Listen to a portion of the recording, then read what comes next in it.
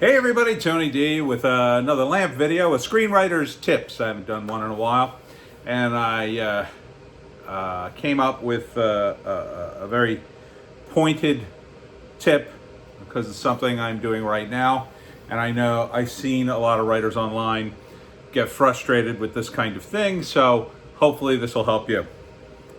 So I'm working on the 9th book of the Pineys, their novellas. And I structure the Pineys kind of like each book is like a very detailed episode of a TV show, 1-hour TV show. And so the structure is very similar: first act, second act, third act. And the characters are already established, but I have to go back and kind of reestablish them a little bit. So in an hour drama or even in a half-hour show like The Simpsons, you're going to have a main plot and like a subplot. And I'm dealing with an enormous cast of characters, 4 of which are the main ones. So I have to kind of take some shortcuts, but I need at least those two. I need at least that main plot and the subplot, right? So I was struggling with the subplot starting the 9th book. I wasn't sure what I could do for the subplot, and I had a few things in mind. So to get through it, to write my way through it, what I did was I have sort of the main plot, which I won't tell you because it's the main thrust of the 9th book, but the subplot that I decided to go with was a sort of a default subplot that I had used before in a previous book. And that is that one of the main characters, Hemingway, he's the world's greatest hunter, but he's always broke and he's pretty much bad at everything else.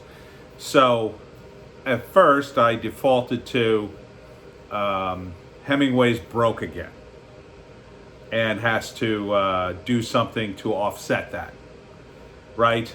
And I did that in previous books, especially in book 4. I explained kind of how Hemingway survives and how he makes money despite his handicap. So I couldn't do that again. However, I figured I could do something similar, and it's kind of like what I did was that subplot is like the 4th wheel on a go-kart, and it wasn't a very good one, but I put it on and just kept rolling the go-kart forward until it got going. Once it got going, I realized the true subplot. I realized there was another subplot there, but I had to sort of write my way through it to get to that point. And since I structure the books, at least in my word processing, there are about 80 pages in Word, I initially went to the main story too quickly. And I knew I needed more stuff. You know, I knew the main story wasn't enough for anywhere close to. Usually I tap out at 60 pages and then have to go back and do more description. But I knew I'd be done in 40 pages if I just went through with the main story. So I needed that subplot because I needed more stuff in there, at least initially. And I'm still not quite sure how this story's gonna totally pan out because the subplot that I did end up going with isn't sustainable for the whole book. It's really a subplot pretty much just for the first and maybe second acts. And it's really a subplot that's very much beholden to the main plot, if that makes any sense.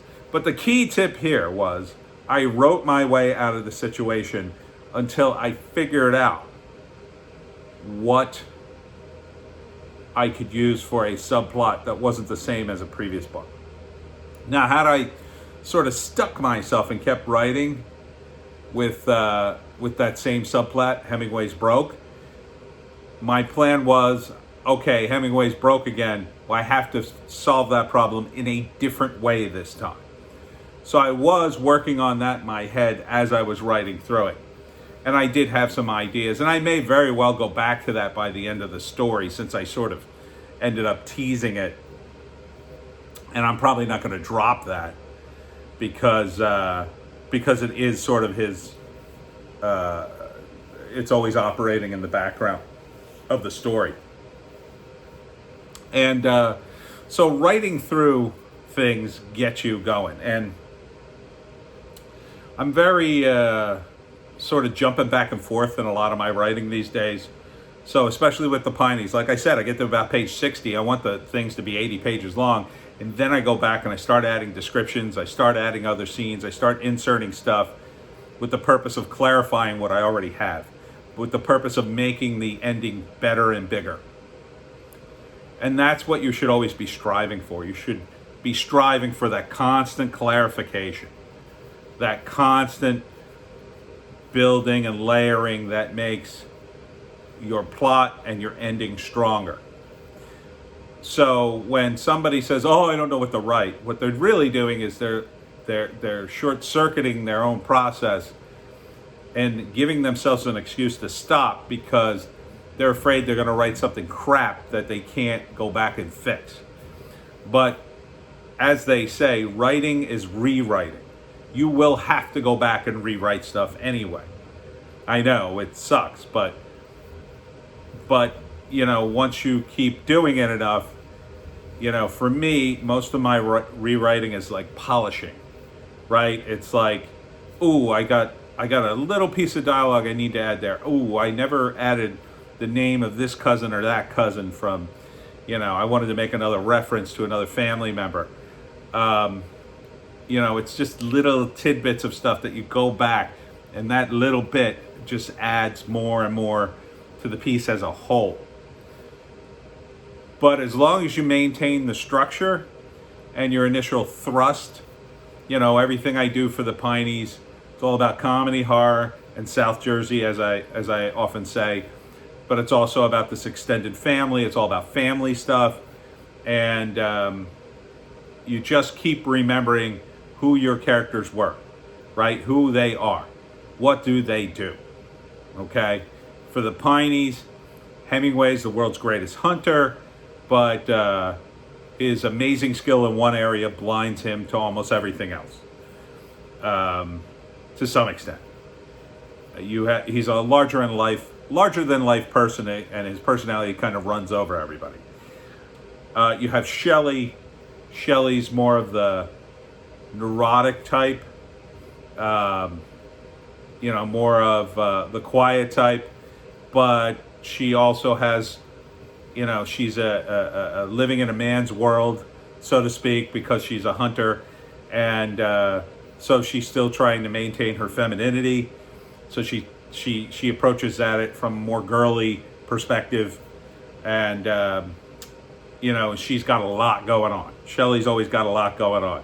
She builds stuff. She's got a business. She draws things. She's got a relationship. She's got tons going on, and she's young. So that's part of that all goes together. Then you got Milton.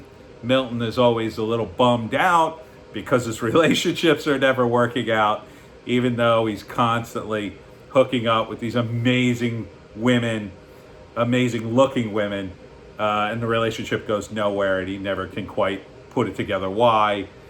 And there's a bit of an undertone there that maybe he's punishing himself for things that happened in the past.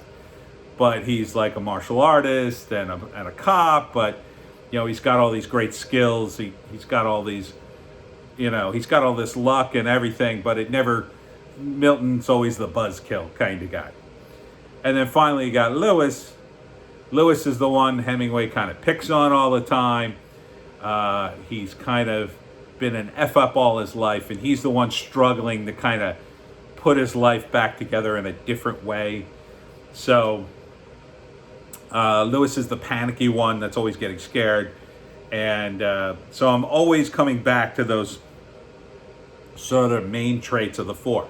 And the reason I do that is when you get to a part of your story where maybe you've stalled and you don't have anything good for a scene, You have a scene that you need, let's say, a scene that explains something, then you can always go back to your character's main deals, right? Like I could always take the character Lewis and put him in a situation where he'll be scared because it'll be funny, right? It'll be fun.